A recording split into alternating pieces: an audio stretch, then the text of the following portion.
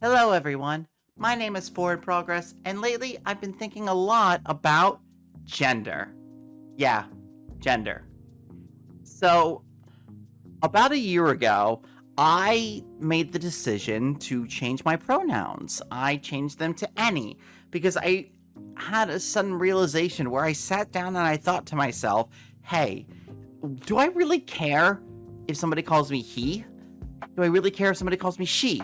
Do I really care if somebody calls me they? And I realized I didn't care. All of them felt fine to me. So I went ahead and I updated my pronouns. But something recently made me think about this a little bit more. So as you might be aware, I recently applied to return to college. Well, when I went to fill out the form for college, I was presented with all these different titles, and I honestly really didn't know what to pick. There were so many options, and I was like, what the heck do I go with? What the heck feels right to me? Does Mr. still feel right? Does Mix feel right with all these new pronouns? I did not know. So I went, okay, I gotta think about this now. And think I did.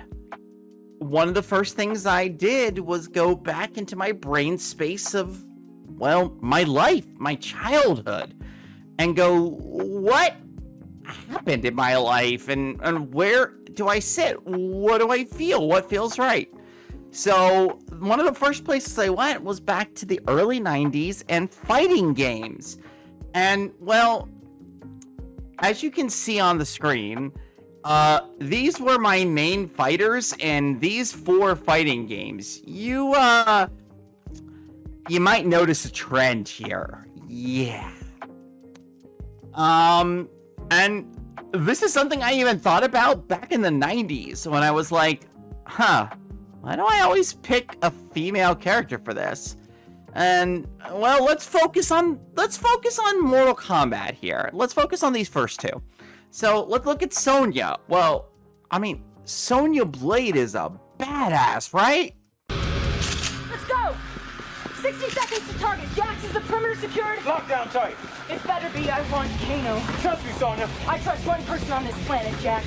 You're talking to her. Yeah, Sonya Blade is a freaking badass. Who wouldn't want to play as her, right? And then, the second game, well, there's Kitana. Kitana the assassin, Kitana the princess, Kitana the heir to Outworld, Kitana who thinks about the people, who wants to be a badass in her own way.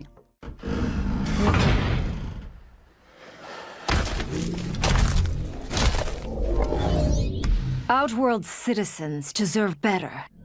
They need an iron fist, not a velvet glove. You have always lacked empathy. So, yeah, I picked female characters, and I always thought it was weird, but only because everybody else I knew was playing as the males. But I always went with Kitana, Sonya, Tanya, etc., etc., etc. These were my fighters. These were the girls that I felt most comfortable with, and I would kick ass, you know? Hell, I placed second place in a tournament for Mortal Kombat 9 once upon a time. So, obviously, I felt a connection with them. So, while this was running in my mind, let's face it, gender norms in the 90s were a little more stringent than they are now. When I would be faced with the concept of breaking gender norms, let's face it, in the 90s, it was treated as a joke. Oh my God! Einhorn is a man!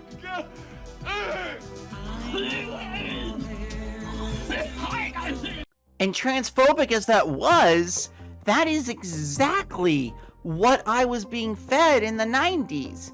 Let's face it, the closest thing I had to any kind of representation of breaking gender norms was through drag media. Films like To Wong Foo, Thanks for Everything Julie Newmar, which, you know, as interesting and entertaining as it was, let's not forget how that film was marketed. Wesley Snipes, he's been a killer and a commando. Patrick Swayze, he's been a heartthrob and a hero. But these tough guys are about to face the most physically challenging roles of their careers. Let's give it to him, girl. Yeah. Suffice to say, I never felt a connection to drag. That's not to diss drag. I have friends who have done drag. I have been with men who have done drag. I have no issues. However, it was never something that felt like who I was, right? The closest thing I ever felt to a character who broke gender norms was Jadzia Dax. So for those unfamiliar, Jadzia Dax is a trill. Now, trills are a joined species with a symbiotic organism that lives inside of them, that lives through multiple lifetimes and experiences life as both the male and the female. I mean, let's let Quark explain it. So let me get this straight. Dax's first host was named Leela, right? I think so. Leela Dax, that's right. Then Leela dies, and the Dax symbiont goes on to a man named Tobin. And after Tobin dies, then it's on to Emily, then Tarius, Audred. No. Audred, then Tarius. Sorry. Audred, Tarius, Duran, Curzon, and then eventually Jadzia. Jadzia Dax has lived multiple lifetimes and experienced life as both male and female, finding themselves while currently a female, knowing the experiences of being a male, and also experiencing what anybody who has ever transgressed gender norms hopes to experience with their friends. After 81 years, I find you a Guillermo-looking woman. Kiss me. How about just a great big hug? Oh, Curzon, my beloved old friend. I'm Jadzia now. Well, Jadzia, my beloved old friend. Let's face it, I'm nowhere near the first social scientist to bring up Jadzia Dax, I am sure.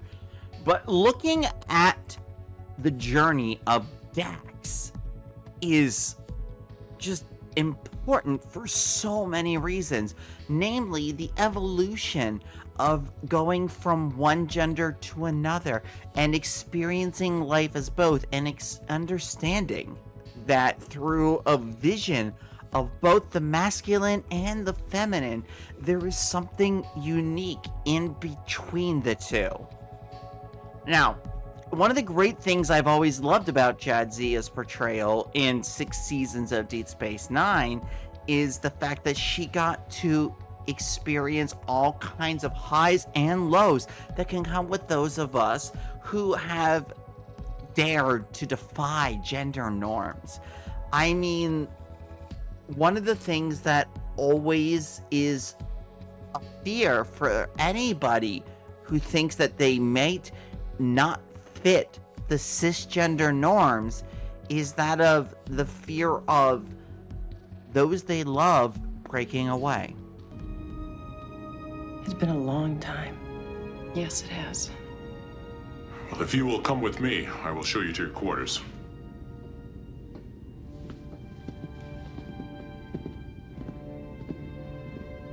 You know that woman. I know her. She used to be my wife.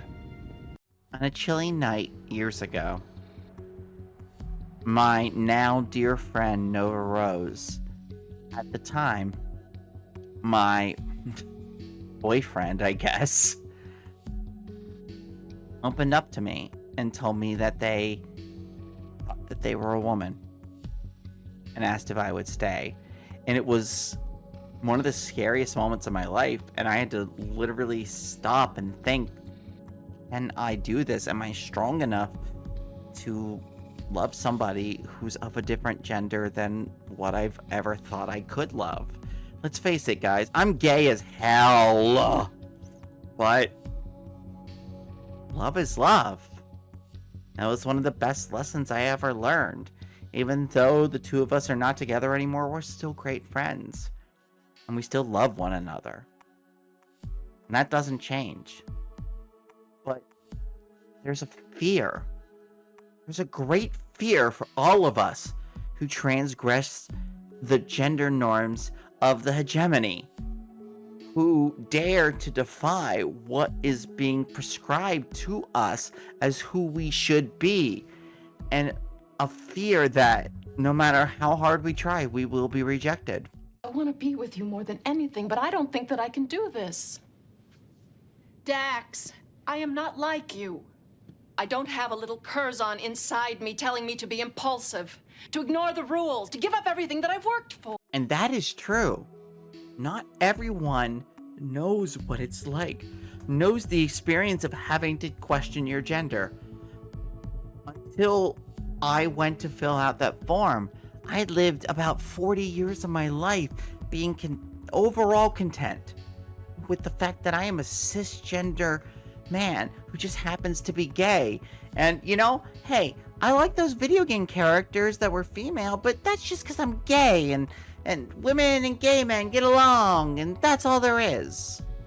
But there's more to that sometimes, because let's face it, gender is its own beast aside from sexuality, and something we all have to deal with at some point in our lives. We have to deal with our perceptions and figure out whether we can defy those perceptions. And recently, I've had to really look at that. And one of the ways I did that was through, well, I'm not gonna lie, anime, boys. Guys, come on. There is a, let's face it, not so great term thrown at a lot of characters known as trap characters. Now, is that offensive? Oh, hell yes, it's offensive. But I noticed something about some of these characters here, you know, in the way that they would defy perception. お前なんだスバル、彼とは知り合いだったのかい？彼？そう騎士フェリックス・アーガイル。こう見えて立派な男性だよ。 Felix Argyle is not just a trap character, guys. I'm sure plenty of people would point to them in that way. However, he is more than that. He presents how he wants to, but he's a freaking knight. He is respected in his world. He stands up for the woman he fights for, that he battles for. ReZero has recently started up its most recent season, and right there is Felix Argyle battling to protect the person that he fights for. And it's not about how he dresses. It's not about how he acts. It's about who he is, defying perception. And Felix is not alone. You have characters like Astolfo. You have characters like Nagisa Shota from Assassination Classroom. And these characters are more than just their appearance. These are characters with feelings, with thoughts, with plots, with ambitions. This is not just about how a character dresses, how a character is perceived. It is defying that perception to be more than who they are. It is showing that they can do gender in a way that is unique to themselves. And if we're gonna talk about doing gender, I could not make this video without talking about, well, this moment. Oh, Hitman. Hitman, are you looking at my touche? Hitman, how dare you? I'm like upset about how good you look right now, Thank considering you. that's my dress. For any in the unknown, the pair that you see before you are Jacob Andrews and Julia Lepetit from Drawfee and Secret Sleepover Society. These are two content creators who are amazing artists, comedians, talented as hell people who were able to create this dichotomy, as you can see in front of you, where Julie is presenting as the masculine hitman symbiont, and Jacob is presenting as the femme fatale, and either of which is just doing the gender in the moment and being who they can be in the moment to present what should be for this moment. I mean, let's look at what happens in the future videos of this series. Ooh, Hitman. We're back for another Hitman. Hitman. Except this time, I too am a Hitman. Oh, Hitman. Hitman. Uh-oh. You weren't thinking of starting without me, were you, Hitman? Hold on, gotta fix his webcam. I've poured a beverage, Hitman. I hope there's no poison in it, Hitman. We're playing what? We're playing Hitman. We're playing Hitman! Oh no. We're playing Hitman! Oh no, I see a leg already! We're playing Hitman! Jacob! Oh, Hitman! How could it be so? How could it be so, Hitman? Point out that while I know nothing about either of their actual gender identities, even though I've watched Drawfee for years and seen them live in person, Jacob is presenting in a certain way. Julie is presenting in a certain way. They are transgressing the norm. They are doing a gender, each of them, in the moment, based on what is happening, what is going on. I mean, this moment is so iconic in the realms of those in the Drawfee community. I mean, it's so iconic that even, well... Oh, Hitman. You don't want to do a hit on me, do you, Hitman? In 1987, a work was published by Weston Zimmerman on doing gender. Now, this work had been going on since the 70s, but the actual finalized published work came out in 1987. And I'd like to quote it here. Doing gender involves a complex of socially guided perceptual, interactional, and micropolitical activities that cast particular pursuits as expressions of masculine and feminine natures. When we view gender as an accomplishment, an achieved property of situated conduct, our attention shifts from matters internal to the individual and focuses on interactional and ultimately institutional arenas. In one sense, of course, it is individuals who do gender, but it is a situated doing, carried out in the virtual or real presence of others who are presumed to be oriented to its production. Rather than as a property of individuals, we conceive of gender as an emergent feature of social situations, both as an outcome of and a rationale for various social arrangements, and as a means of legitimating one of the most fundamental divisions of society. And let's face it, y'all, our society is very divided, especially here in the West, especially in America. The masculine and the feminine are so divided, and there's so much discourse when a lot of it is society influencing itself, when we're just putting on a performance to do gender.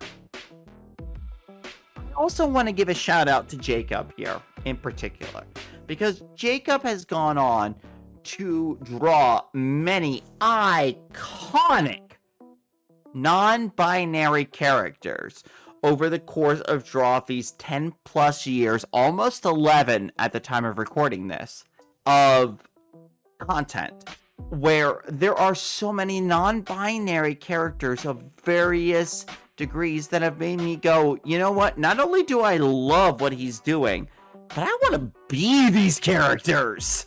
I want to live like this character is doing.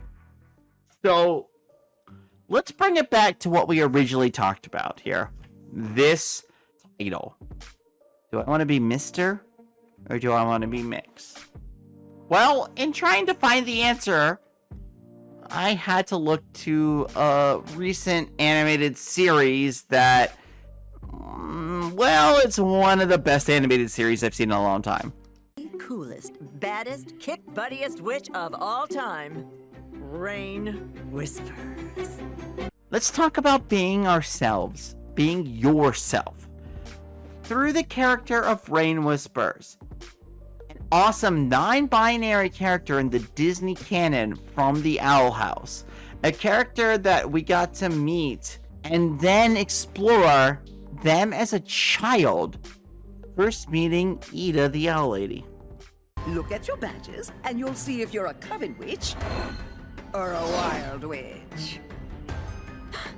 Coven witches, you have 20 minutes to capture every wild witch. We get to see Rain Whispers pitted against the person he cares about.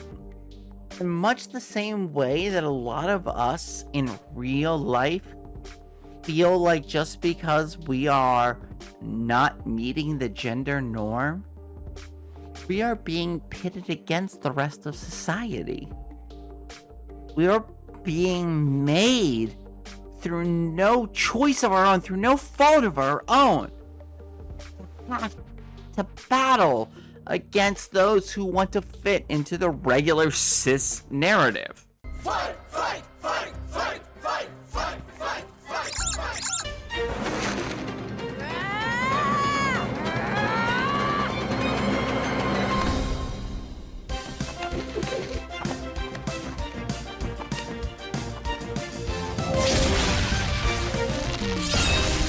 Young Rain and Ida stand up against the hegemony, stand up against the norms of that society, and dare to challenge it so they can be themselves in a way that makes me inspired to want to be myself, to want to come out and say who I really am after all these years. And with that, this is a coming out video. I'm coming out and telling y'all, hey, I'm genderqueer. I know that my life is complicated and it doesn't fit the gender norm. I know that I want to be who I am physically. I'm never going to get surgery to change who I am, but the way I present myself is going to be a lot more femme than most men. The way I present myself is going to be different. I'm not going to fit the gender norm, and I'm okay with that, and I want you to know that, and I hope you all can accept me for that, because I love who I am. Earlier this year, I put on a pair of thigh highs for the first time in a garter. And I gotta tell you, I don't ever want to stop wearing it. I love this. I like who I am. And I just hope that everybody else can like it too. Because being yourself is the coolest fucking thing you can do. So, as a note, before we wrap up here, going back to the beginning, if you're curious who I am playing as Mortal Kombat nowadays, well, there we go. Yep. 30 years later, and I'm still rocking Katana and Sonya. I am who I am. And I like who I am. And who I am as a genderqueer person. Physically male, but is gonna wear skirts and thigh highs. And you know what? I like that. I like feeling pretty. I like feeling sexy. I like feeling beautiful. I like being myself. And that is the core of embodying the true essence of gender. No matter what society tells you, you are who you are. And that's why it's important to put this out into society and say we are here. Yes, we're queer, but we want to be a part of this with y'all. We want to be loved, and we want to love back. And that's what I call keeping friendship magic. Thank you all for watching. I hope to see you again next time. Thank you.